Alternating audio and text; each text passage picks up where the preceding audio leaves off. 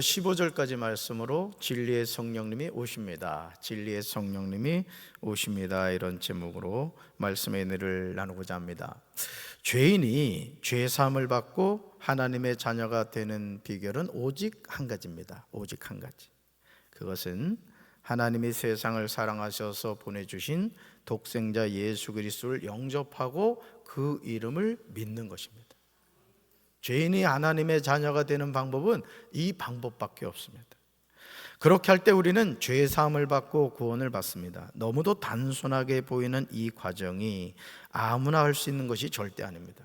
그래서 제가 며칠 전 우리 장대영 목사님하고 이렇게 우리 전도사님들이 학교 다닐 때는 둘이 목양실에 앉아가지고 아침에 9시에 사역 논의를 하는 거예요. 뭐 그거 안 하면 뭐 누가 뭐라 그러겠어요. 그래도 우리 장 목사님하고 앉아가지고 오늘 장 목사님이 할 일이 뭐요? 물어보면 이제 대답을 해요. 그러면 재진이가 할 일은 뭐요? 하고 서로 이제 주거니 받거니 하고 오늘 이런 일이 있다는 걸 서로 이제 공유를 하거든요. 그래서 제가 우리 장 목사님한테 어떤 부탁을 드렸냐면 교회 학교에서 유치부교회, 어린이교회, 청소년교회, 청년교회가 따로 국밥이 되면 안 된다. 유치부교회부터 어린이교회, 청소년교회, 청년교회가 하나의 커리큘럼으로 한 목표를 향해서 가야 된다, 이 얘기를 했어요. 그리고 또 한 가지 부탁한 게 가장 기본적인 성경 진리를 전해줘야 된다. 예를 들어서 유치부교회 아이들 같은 경우도 왜 예수를 믿어야 되는지, 왜 내가 죄인인지 이걸 전해주라고 제가 좀 부탁을 했습니다. 잘했죠? 어린 시절, 우리 이내가 어린 시절 4살 때였나? 하여간 유치부교에서 전도사님한테 복음을 듣고 온 거예요. 그러면서 뭔 얘기를 자꾸 이게 하냐면 LP판 고장난 것처럼 예수님이 십자가에 못 박혀 죽었다는 거예요. 내가 그랬죠. 내가 안 죽였다. 그러니까 이 아이의 의식 속에 그게 아주 강렬하게 심겨진 겁니다. 저는 담임 목사로서 우리 성도들에게 꼭 전해주고 싶은 진리는 다른 게 아니에요. 하나님의 자녀가 되는 방법은 오직 한 가지. 뭐라고요? 예수님을 영접하고 그 이름을 믿는 길밖에 없어요. 할렐루야. 이거 알면 다 끝난 거예요. 이 설교 끝내도 돼요. 지금 사실은 여러분들이 서운해 할까봐 이제 이어져서 이제 하는 거지. 요한복음 1장 12절과 13절에서 죄인이 하나님의 자녀가 되는 방법이 무엇인지 요한은 우리에게 구체적으로 제시하고 있어요. 암송하셔야 될 말씀이에요. 같이 읽습니다. 영접하는 자, 곧 그 이름을 믿는 자들에게는 하나님의 자녀가 되는 권세를 주셨으니 이는 혈통으로나 육정으로나 사람의 뜻으로 나지 아니하고 오직 하나님께로부터 난 자들이니라. 아멘. 사랑하는 성도 여러분, 죄인이 하나님의 자녀가 되는 특권을 얻는 길이 무엇입니까? 먼저 예수님을 영접하는 거예요. 할렐루야. 다음으로 예수님의 이름을 믿는 것입니다. 그런데 이런 믿음의 결단이 혈통, 육정, 사람의 뜻으로 나지 않는다는 거예요. 사도 요한은 죄인이 하나님의 자녀가 되는 권세를 얻는 길은 오직 하나님께로부터 난다고 말합니다. 따라합시다. 오직 하나님께로부터 납니다. 아멘. 그러므로 스가랴 4장 6절에서 만군의 여호와께서 스룹바벨에게 지체하지 않고 말씀하신 내용이 있어요. 같이 읽습니다. 이는 힘으로 되지 아니하며 능력으로 되지 아니하고 오직 나의 영으로 되느니라. 아멘. 우리 앞에 큰 산이 있다 할지라도 하나님이 함께 하시면 그 큰 산은 스룹바벨 앞에서 평지가 될 줄로 믿습니다. 우리 앞에 어떤 큰 산이 있다 할지라도 그 앞에서 꼬꾸라지는 인생이 되지 말라고요. 그 큰 산이 걸림돌이 되지 말라고요. 디딤돌이 되시기 바라요. 할렐루야.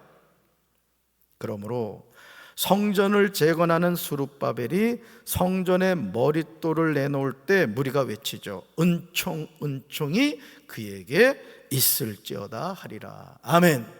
왜요? 하나님이 스룹바벨과 함께 하셨기 때문에 그렇습니다. 이제 우리가 영원히 의지할 것은 힘으로도 되지 않습니다. 능력으로도 되지 않습니다. 오직 나의 영으로 되는 줄로 믿습니다. 이것이 폐허가 된 성전을 스룹바벨이 재건할 수 있는 비결이에요. 저는요, 제 마음속에 목회를 하면서 어떤 하나님의 감동이 있냐면은, 제가 늘 말씀드리는 거예요. 우리 교회가 성령의 역사가 나타나는 교회가 돼야 돼요. 우리 오늘 이 민경주 집사님이 아주 얼마나 기도를 잘하는지. 제가 어릴 때 초등학교 2학년 때까지 박재민이었습니다. 민자 들어간 사람도 비교적 괜찮아. 기도 잘했죠. 아주 조목조목 이렇게 기도를 하시는데 참 제가 은혜를 많이 받았어요. 사랑하는 성도 여러분, 이 세상을 향한 하나님의 관심은 구원입니다. 우리는 이 구원의 문제를 너무 단순하게 생각합니다마는, 여러분, 목사가 되고 장로가 되면 뭐예요? 구원받지 못하면 무슨 소용이 있냐고요. 아멘? 그래서 우리는 구원받아야 돼요. 또 구원받은 줄로 믿습니다. 최초의 사람인 아담이 하나님의 말씀에 불순종함으로 인하여 하나님이 예배하신 행복을 잃어버렸어요. 하나님은 이 행복을 다시 회복시켜 주시기를 원한다고요. 여러분, 오늘 하루 행복하셨습니까? 여러분 행복하셨어요? 만약 행복하지 못했다고 느꼈다면 여러분이 왜 그 행복을 놓쳤는가를 여러분 스스로 돌이켜 보시기 바라요. 하나님은요, 우리가 행복하길 원하세요. 할렐루야. 창세기 3장 15절에서 이런 하나님의 마음을 잘 알 수 있는 내용이 나오죠. 우리 말씀 같이 읽습니다. 내가 너를 여자와 원수가 되게 하고 너의 후손도 여자의 후손과 원수가 되게 하겠다. 여자의 후손이 내 머리를 상하게 할 것이며 너는 그의 발꿈치를 상하게 할 것이다. 아멘. 이 인칭 대명사를 잘 보셔야 돼요. 이 내와 너가 누구인가를 잘 분별하셔야 돼요. 여러분, 우리가 예수 그리스도 복음으로 초대해서 창세기 3장 15절을 뭐라고 했어요?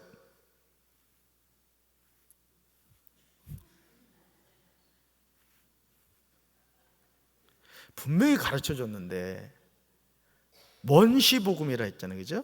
너무 겸손해. 우리 성들이 보면 너무 겸손해. 그죠? 막 대답하려고 했는데 대답하면 담임 목사님이 미안할까 봐.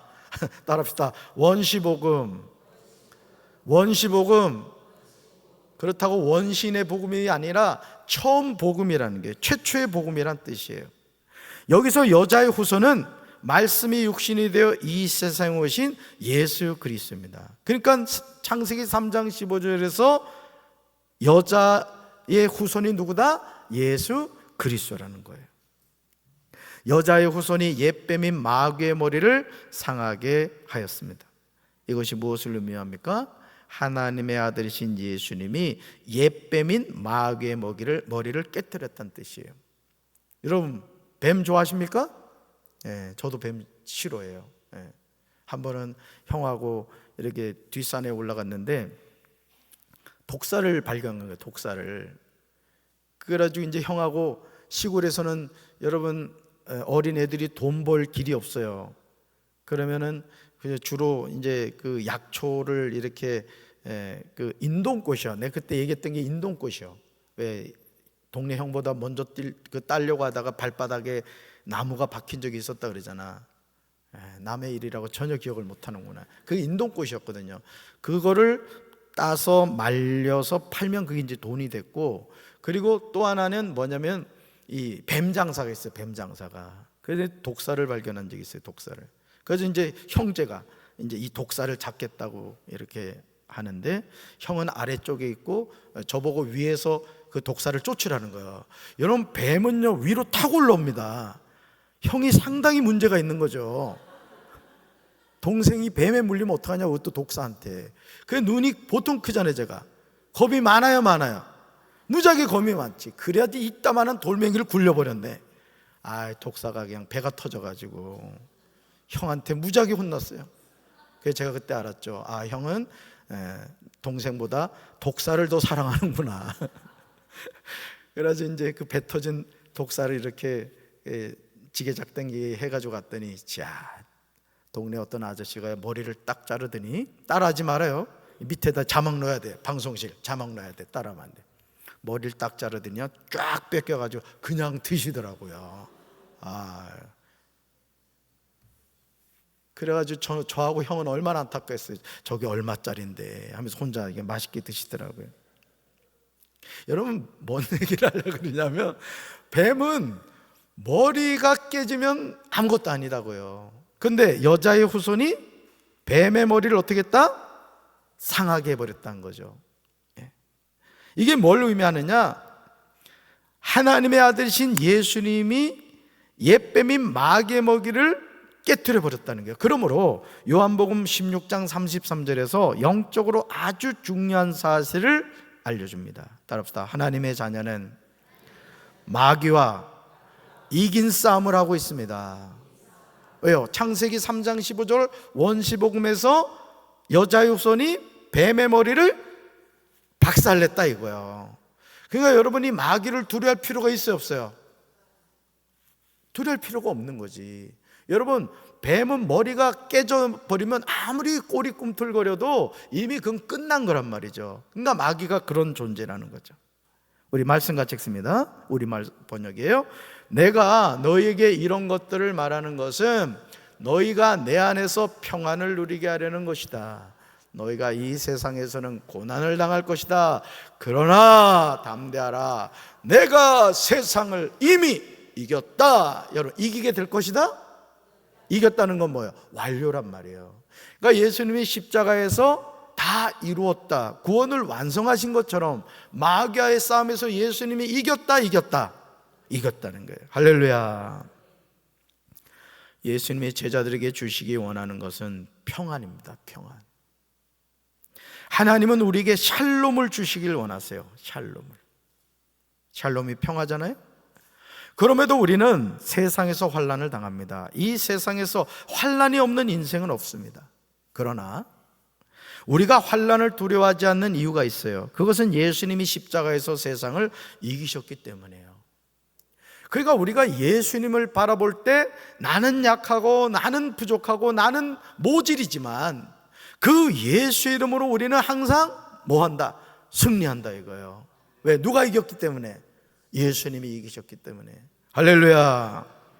그러므로 예수님이 마귀와 싸워서 이미 이긴 싸움을 하는 거예요. 나의 힘으로도 나의 능력으로 하는 싸움이 아니에요.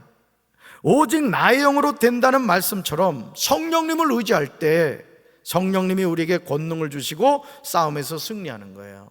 그래서 저는 우리 교회가 늘 성령 충만한 교회가 되길 바라요. 우리 은우가 지금 유치부 교회를 대표해서 지금 잠옷실에서 예배를 드리고 있는데 은우도 막 방언을 해야 되는 거야. 그냥 할렐루야 막 해야 된다고. 여러분도 마찬가지고 나는 우리 모든 성도들이 방언으로 기도하시길 바라요. 할렐루야. 그리고 그냥 성령의 기름 부으심 막 임해야 되는 거 그냥 막. 그러면 성령 기도회 때 그냥 막 뒤로 그냥 자빠져. 그렇다고 또 뇌진탕 걸리면 안 되고 막 입신들하고 그래야 돼. 진짜 하나님을 만나고 그 말이죠. 간증 있는 교회. 여러분 속해서도 간증을 하란 말이에요. 간증을. 지난주에 하나님이 이렇게 역사하셨다고 말이죠. 난 우리 교회가 그렇게 될 줄로 믿습니다. 디모데전서 2장 4절에서 하나님의 소원이 무엇인지 구체적으로 나와요. 여러분 하나님의 소원이 뭔지 여기 나와요. 같이 읽습니다. 하나님은 모든 사람이 구원을 받으며 진리를 아는 데 이르기를 원하시느니라. 아멘. 정말 단순하게 느껴지는 말씀이지만 우리가 일상생활에서 늘 놓치고 살아가는 중요한 내용이에요. 하나님의 소원이 두 가지가 있어요. 뭐예요? 하나님은 모든 사람이 구원을 받기 원하세요. 왼수 같은 남편도 구원받기를 원하신다. 맨날 바가지 긁는 여우 같은 마누라도 구원받기를 원하신다. 내가 낳긴 했지만 내 자녀 같지 않는 왼수들도 하나님을 구원받기를 원하신다고요. 다시 집어넣고 싶을 때 많죠. 하나님이 그런 방법을 알려주셨다면 거의 대부분의 아이들이 다시 엄마 뱃속으로 들어가 버렸을 거야. 하나님이 그걸 아시고 그냥 차단시켜버린 거지. 첫째 뭐라고요? 하나님은 모든 사람이 구원받기를 원하세요. 그러세요 여러분. 때를 얻든지 못 얻든지 우리는 자꾸 복음을 전해야 되는 거예요. 아멘이십니까? 오늘 민경주 집사님이 작년 500명, 교회학교 200명이라 기도하셨어요. 될 줄로 믿습니다. 아멘. 또 하나님은 모든 사람이 진리를 알기를 원하세요. 진리를. 사랑하는 성도 여러분, 하나님은 모든 사람이 구원받기를 원하신다고 했습니다. 하나님은 모든 사람이 진리를 알기를 원하신다고 했습니다. 그렇다면 이것이 가능할까요? 스룹바벨 앞에 있었던 큰 산이 평지가 되는 길이 무엇이라고 했습니까? 이는 힘으로도, 이는 능력으로도 안 되고 뭐로 된다? 나의 영으로 된다. 따라합시다. 나의 영으로 된다. 나의 영으로 된다. 아멘이십니까? 그래서요, 이게 평범한 사람이 비범한 사람이 되는 비결이 뭔지 아세요? 성령의 충만함을 받는 거예요. 여러분, 베드로가 얼마나 겁쟁이요. 세상에 수제자라는 놈이 말이야, 여자 종 앞에서 말이야, 예수님을 모른다고 저주하면서 3번이나 부인했다고. 여러분은 그래도 그러지는 않잖아, 그치? 그럼 여러분은 베드로보다 낫단 얘기라고. 그런데도요, 그 비리비리한 베드로가 말이죠, 마가의 다락방에서 성령을 받고 났더니 한 번 설교했더니 막 5,000명이 회개하고 돌아오고 3,000명이 회개하고 돌아오고. 왜요? 베드로가 능력이 뛰어났습니까? 누가 함께 하셨기 때문에? 성령님이 함께 하셨기 때문에 그래요. 오늘도 저와 여러분도 마찬가지라고요. 아멘이십니까? 그러므로 요한복음 16장 8절에서 보혜사 성령님이 하시는 일이 나와요. 성령님이 어떤 일을 하시는가? 같이 읽습니다. 보혜사가 오시면 그분은 죄에 대하여, 의에 대하여, 심판에 대하여 세상이 잘못 생각한 것들을 책망하실 것이다. 아멘. 이 말씀을 잘 보세요. 이 쉬운 성경으로 제가 여러분들에게 말씀을 보여드리고 있는데, 보혜사 성령님이 오시면 그 성령님은 뭘 하신다고요? 죄에 대하여, 또요 의에 대하여, 또요 심판에 대하여, 또요 세상이 잘못 생각한 것들 뭐 하신다? 책망하시는 거예요. 그래서 우리가 죄를 회개할 때 성령이 임하시고, 성령이 임하시면 우리의 입술로 죄를 고백하게 되는 거예요. 아멘이십니까? 왜? 죄에 대해서, 의에 대해서, 심판에 대해서, 세상이 잘못 생각한 것들을 성령님이 뭐 하신다? 책망하시는 거예요. 그러니까 여러분, 우리가 성령 충만을 받아야 되는 이유는 뭐냐면은 성령이 함께 하실 때 우리가 거룩한 하나님의 자녀가 되는 거라고요. 할렐루야. 그러니까 늘 성령 충만해야 돼요? 충만해야 돼요? 충만해야 돼요. 절대 성령 충만해야 돼요. 예수 믿는 사람이 제정신으로 신앙생활하면 시험 드는 거예요.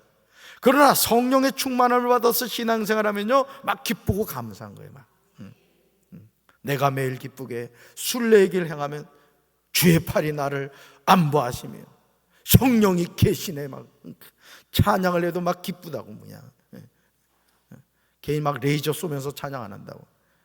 이 찬양대도 이렇게 하는 거 보면요, 꼭 삑사리 나는 사람이 있거든. 그런 사람이 있어. 잠깐 남편 생각하다가 놓치는 경우가 있거든. 괘씸해 그놈 막 이러면서 하다가 찬양을 놓치는 거야. 그 막 뒤에서, 그죠, 막 레이저 쏘는 게 느껴지죠.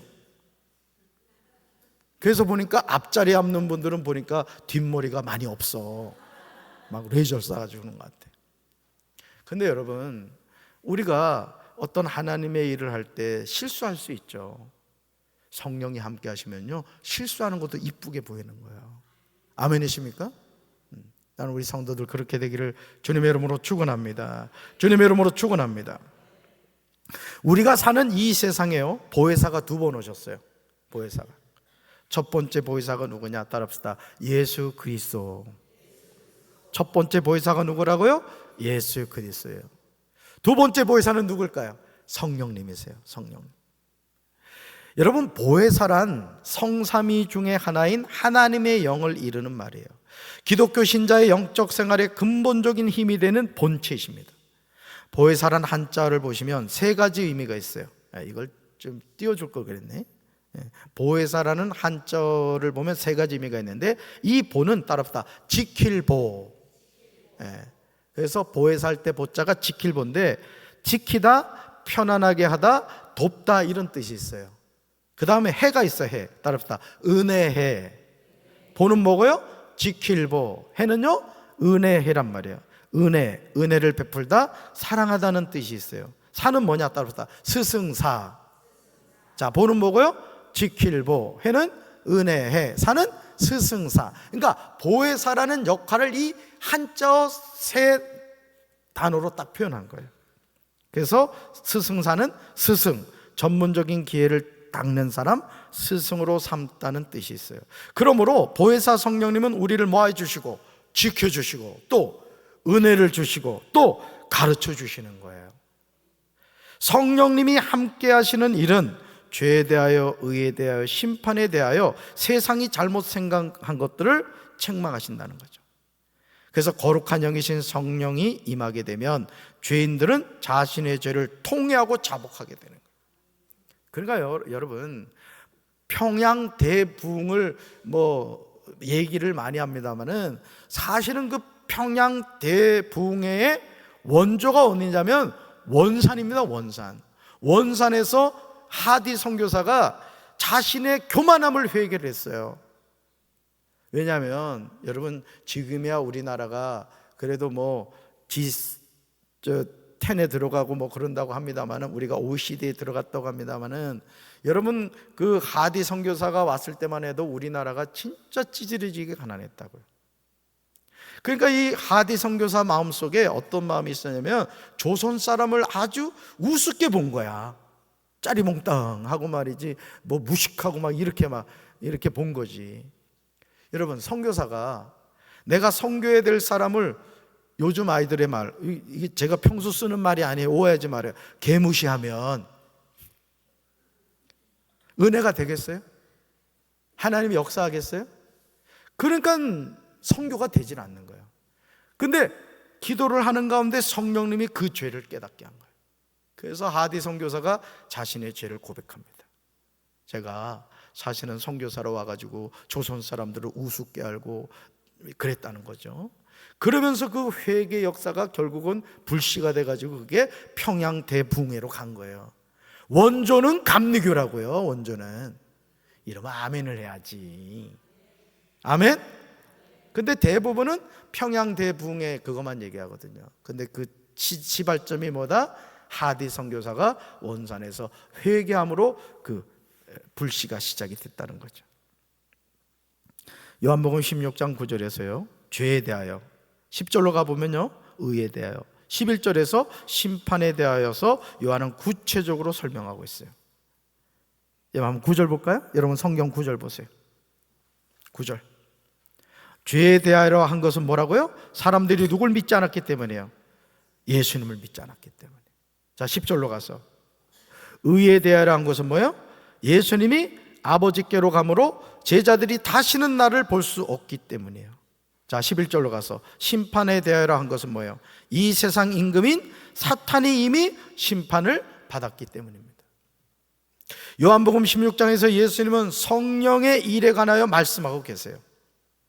첫 번째 보혜사이신 예수님은 3년 6개월의 공생애를 통하여 제자들을 악으로부터 보호하시고 제자들에게 은혜를 주시고 제자들을 주야로 가르치셨어요. 여러분 잘 보세요. 예수님이 왜 첫 번째 보혜사예요?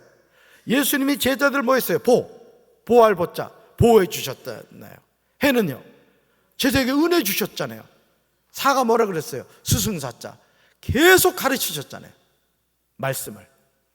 엠마오로 가던 그 두 제자, 예수님 돌아가시고 나가지고 예루살렘을 떠나지 말라고 그렇게 신신당부했는데 투덜거리면서 엠마오로 가다가 예수님 만나가지고 다시 돌아오잖아요. 그러니까 보혜사, 예수님이 첫 번째 보혜사로서 그 사명을 감당하신 거예요. 그러나 이제 제자들을 떠나야 할 시점이 되었습니다.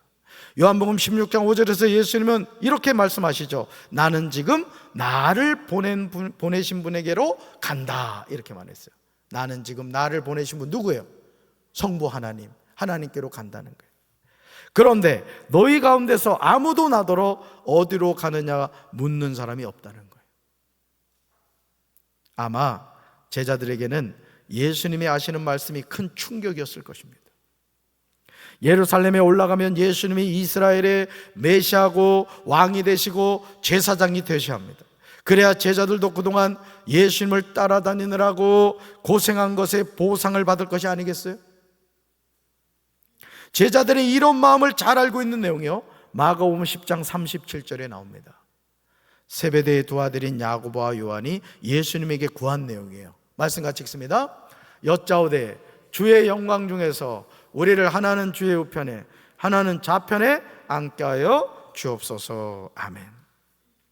아마 예수님의 나머지 10제자가 이 말을 듣고 아차 싶었을 거예요. 아유, 내가 선수 쳤어야 되는데, 아유, 저기 아직 저 여우 같은 저기 야고보하고 요한이 먼저 선수를 쳐버렸네. 야고보와 요한보다 더 먼저 구했어야 하는데 선수를 빼앗겼다고 생각했을 것입니다. 실제로요, 마가복음 10장 41절에서 10제자가 듣고 야고보와 요한에 대해서 화를 냈다고 나옵니다. 이것으로 모든 제자의 마음을 알 수 있는 거예요. 요한복음 16장 7절에서 예수님은 제자들에게 떠나가는 것에 관해서 전하세요. 제자들을 떠나가는 것에 대해서 우리 말씀 같이 읽습니다. 그러나 내가 너에게 진실을 말하는데 내가 떠나가는 것이 너에게 유익하다. 내가 떠나가지 않으면 보혜사가 너에게 오시지 않을 것이다.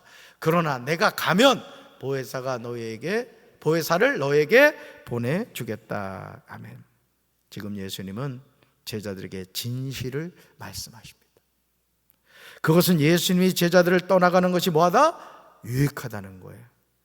예수님이 떠나셨을 때와 떠나지 않으셨을 때 전혀 다른 결과를 얻게 되죠. 예수님이 떠나가지 않으시면 누가 오지 않아요? 보혜사가 오시지 않는 거예요. 그러나 예수님이 떠나가시면 누구를 보내주겠다? 보혜사를 보내주겠다는 거예요. 말씀이 육신이 되어 세상에 오신 예수님은 육체를 입으셨습니다. 그러므로 갈릴리에 계신 예수님이 동시에 예루살렘에 계실 수는 없는 거예요. 물론 성자 예수님도 하나님이시기에 그런 능력이 있으시죠. 그러나 복음서를 보시면 예수님은 그렇게 행동하지 않으셨습니다. 부활하신 후에는 공간에 제한을 받지 않으시죠. 그러니까 예수님도 이 세상을 사시면서 하나님의 질서를 지키신 것을 보게 돼요. 그러나 보혜사 성령님은 다릅니다. 성령님은 하나님의 영이시죠. 그리스도의 영이시기 때문에 세상에서 시간과 공간의 제한을 받지 않으세요. 예수님은 아직 제자들에게 할 말이 많이 있지만 지금은 제자들이 그 말을 도저히 이해할 수 없다고 하십니다. 그렇다면 이 문제를 어떻게 해결하실 수가 있을까요?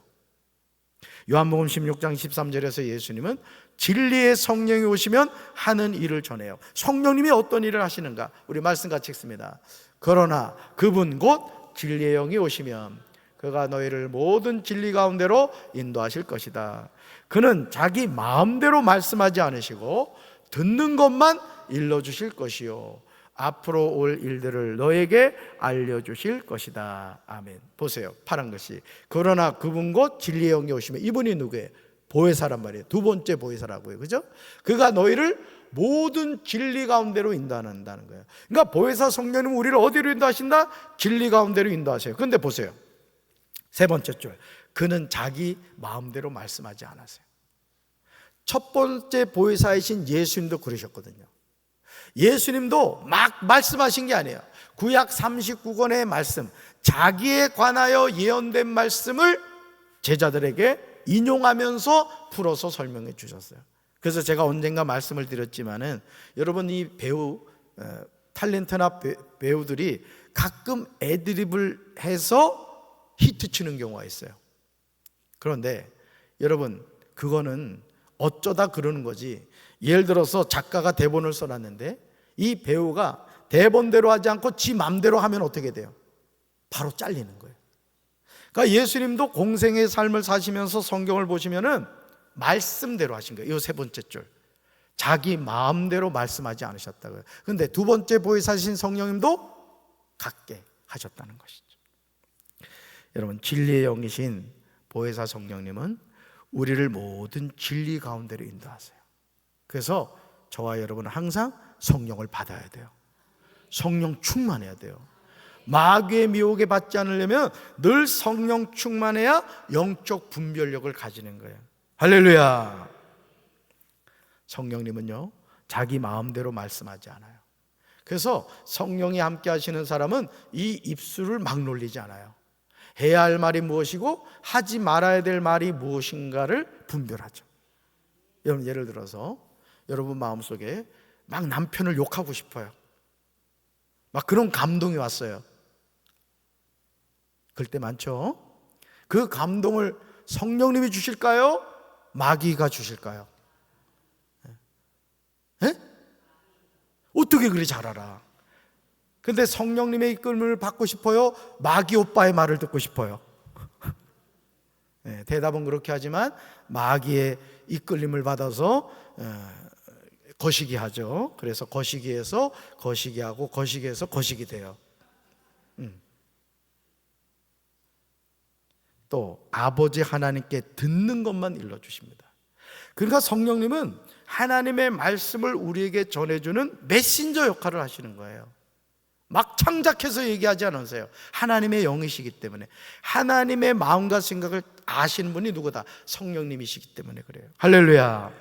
또 앞으로 올 일들을 우리에게 알려주세요. 예언을 하고 또 말씀을 이렇게 설명해 주고 하시죠. 그러니까 성령 충만해야 돼요? 충만해야 돼요? 충만해야 되는 거예요. 할렐루야. 그래서 아까 우리 천사의생 찬양들이 마지막 날에 찬양을 했단 말이에요. 그죠?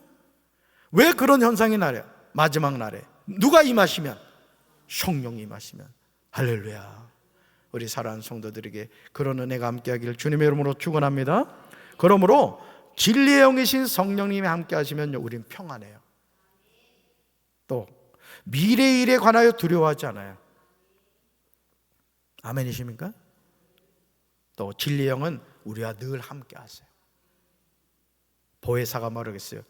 보호할 보자, 해자가 은혜자, 또 사자가 스승사자라고요. 우리를 보호하시고 우리에게 은혜 주시고 우리를 가르쳐 주세요. 그러니 이 보혜사 성령님과 늘 동행해야 되겠죠? 자, 우리 사랑하는 성도 여러분들이 성령 충만하셔서 이 성령님과 동행하는, 진리 영이신 성령님과 동행하는 우리 사랑하는 성도들 되기를 주님의 이름으로 축원합니다. 가슴에 손 얹읍시다. 사랑의 주님, 오늘 우리가 이 세상을 살면서 성령을 소멸하고 있지는 않습니까? 성령이 아니고서는 예수를 주라 시인할 수 없다고 했습니다. 우리가 항상 진리 영이신 성령님의 이끌림을 받아 하나님께서 우리에게 주신 사명을 잘 감당할 수 있도록 주여 도와주시옵소서. 이제는 우리 주 예수 그리스도의 크신 은혜와 하나님 아버지의 한없는 사랑과 성령님의 교통하심, 진리의 성령님의 이끌림을 받아 믿음 안에서 승리하기 원하는 사랑한 주의 백성들을 위해 이제부터 영원토록 함께 하시기를 간절히 축원하옵나이다. 아멘.